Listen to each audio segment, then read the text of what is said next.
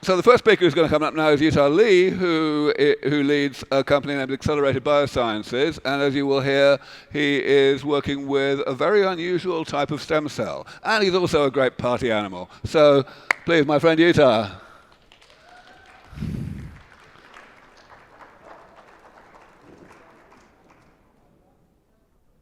Is mic on? Yes. Thank you, Aubrey. I'm so happy to be here. It's my first year. And I can't believe the energy. It's insane. You can swim in it. Incredible. Thank you all for creating this energy. I mean, it takes all of you to do this. So thank you very much. So imagine starting a therapy at age 30, and when you get to 100, you still have internal organs of a 30-year-old. Pretty cool, huh? Yeah. Right. Well, prevention, I think, is the basis for longevity. And this is my moonshot, and I'm going to tell you exactly how I'm going to get it done. My talk today is called Industrializing Youth. We have a stem cell platform called the human trophoblast stem cell, which happens to be the earliest stem cells you could possibly find without any ethical issues. And we're going to use those stem cells to create the most powerful regenerative messages or signals to tell your cells to reverse their age. Okay? Now, the key is going to be scale and immune privilege. So I'll show you how we're going to do this. So in the next 15 minutes, I'm going to tell you about my journey into cell and gene therapy and our cells, the HTSCs, human trophoblast stem cells. Some of the work that number two, the work that we're doing with the National Institute on Aging. And three, how we're going to make it industrial. Really scale it up so that everybody, no matter what socioeconomic position you have, can use it. And that's most important. Yeah! Did you know, as of last month, there are already 43 cell and gene therapies approved by the FDA? It's pretty incredible. Why is this important? It's because the last 200 years we've been living on chemical drugs, right? And these chemical drugs, although they've really improved our health span and lifespan, we're kind of taking hits in our liver and our kidneys, right?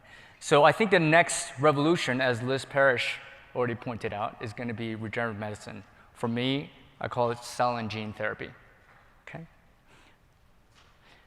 So in this sector, there are already 18 cell therapies approved by the FDA.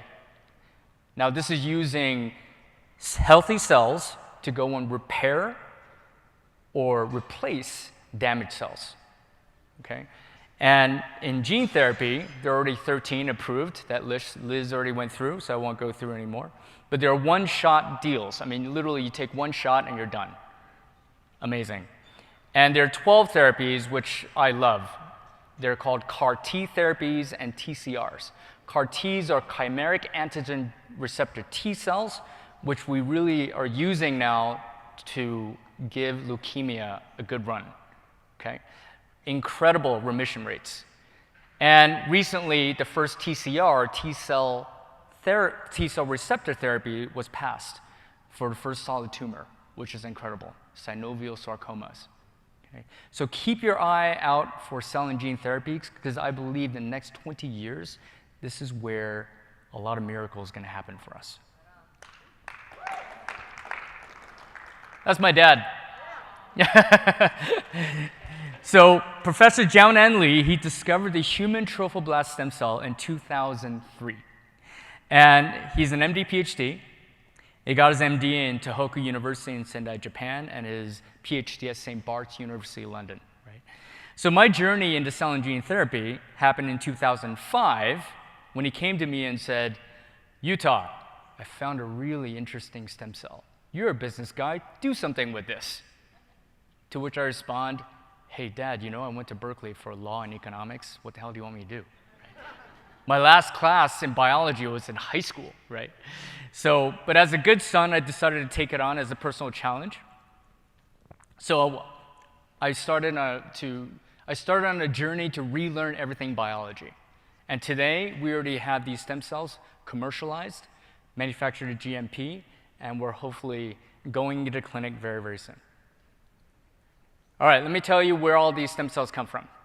What you see here is a timeline of fetal development. The first 8 weeks is embryonic, and from 8 weeks to the birth event at 38 weeks is fetal. And everything after that is considered adult, okay? So the earliest cells you can find are these human embryonic stem cells, which are taken from leftover embryos from IVF clinics, right? But using that has a lot of ethical issues with it because you're destroying a potential life, people get uncomfortable, right?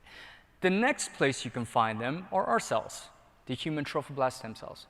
And we get them from ectopic pregnancies between 4 to 8 weeks. And I'll tell you a little more about that in a little bit.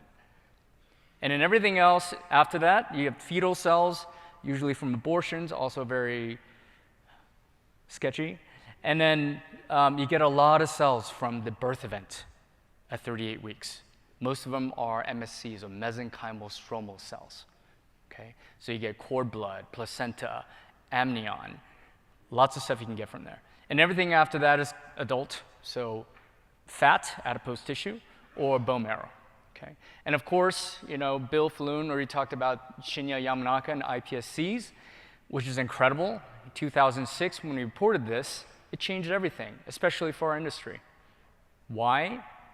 If you can reprogram an adult cell to go all the way back to being a stem cell again, that means you can do that with every cell in your body, right? And if that's possible, you know what? Longevity is just an engineering problem.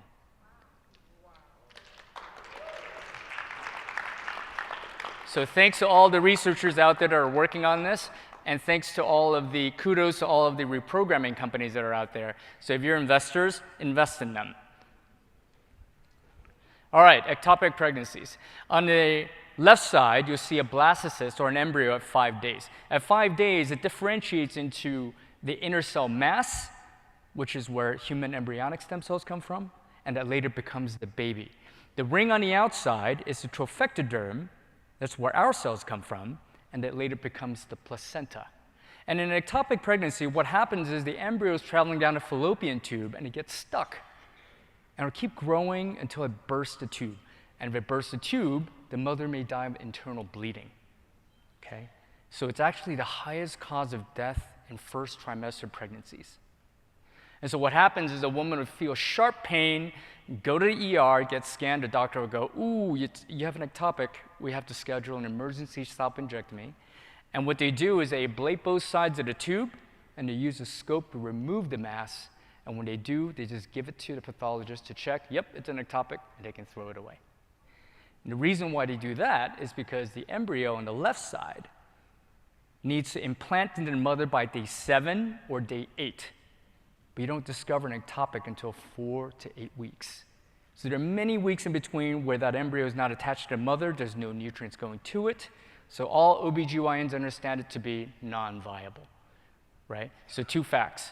You have to make the surgery to save the mother, and the fetus is already non-viable. My father, MD, PhD, was performing this in 2003, took this mass out, and was thinking to himself, why are we throwing this stuff away? There's got to be amazing stem cells in here, right? But to avoid all the ethical issues, he scrapes off the chorionic villi, which is the preplacental tissue, hands the rest of the mass back to the pathologist, who checks it and throws it away.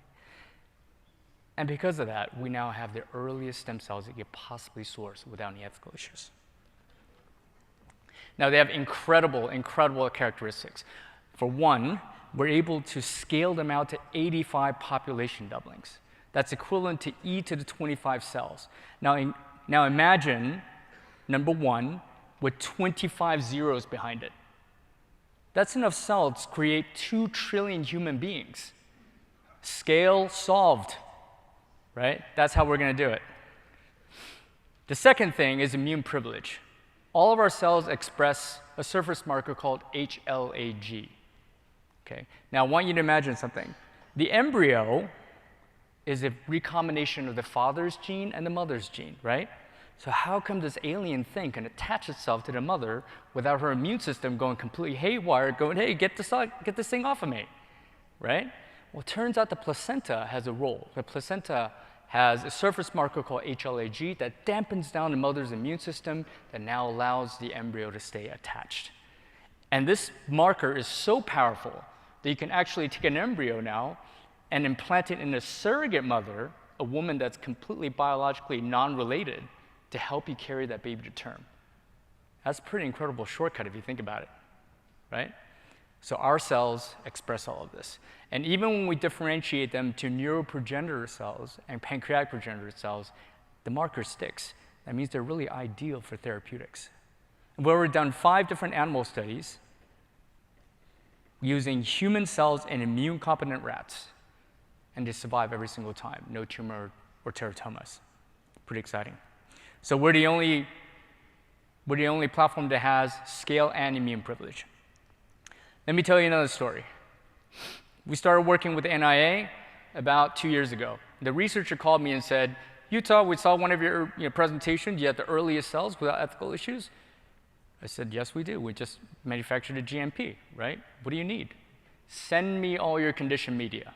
So we packaged up 6 liters of frozen media and sent it to the NIH. Then I called a guy up and I said, what are you doing with this stuff? And he proceeds to tell me the great story of the heterochronic parabiosis studies done at Stanford about 20 years ago, where they stitched 2 mice together, right? So one circulatory blood system, one old mouse and one young mouse.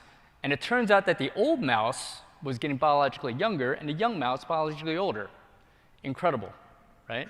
So based on this, he was thinking, well, what would happen then if you take the proteins off of the earliest stem cells and put it towards senescent cells? And that's what we've been doing for the last year. So the NIA is going out to senescent cells, or senescence, and these senescent cells are zombie cells that are in our body that keeps putting out these inflammatory messages called SASPs. I'm sure you've heard of them, senescence-associated secretory phenotypes. And these SASPs are really related to all the disease that we kind of know today. So whether it's HTSCs or SASPs or senescent cells or even tumor cells, how do they communicate? They're actually sending out these bilipid layers called extracellular vesicles, okay, to signal to other cells around them, right? And I want to make one thing clear here. All bilipid layer bubbles are called extracellular vesicles.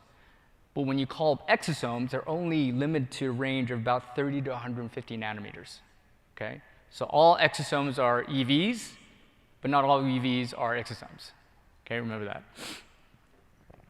So the NIA went through a 3-step plan: characterization, in vitro, in vivo, and here's some of the quick data.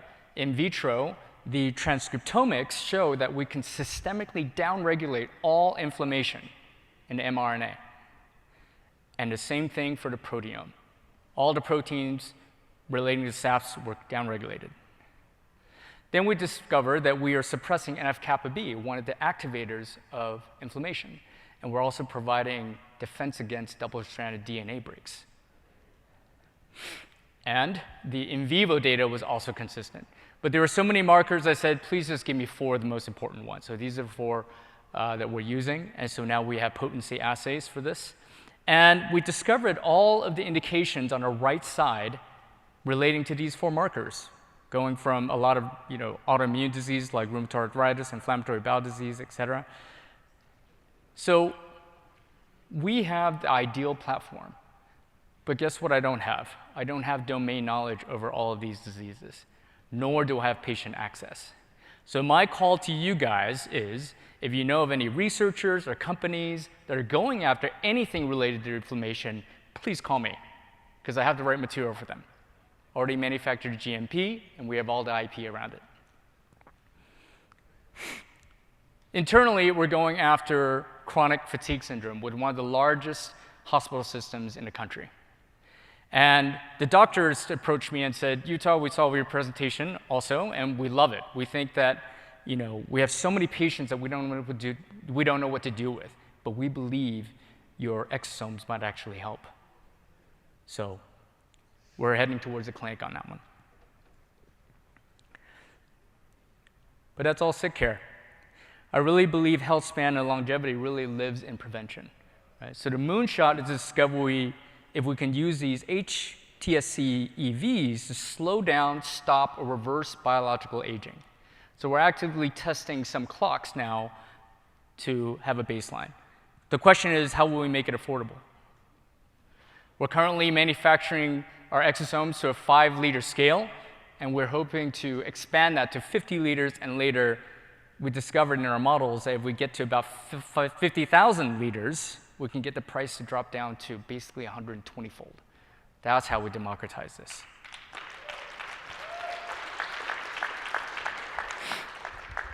So these human trophoblast stem cells provide the earliest, most potent regenerative signals with natural immune privilege.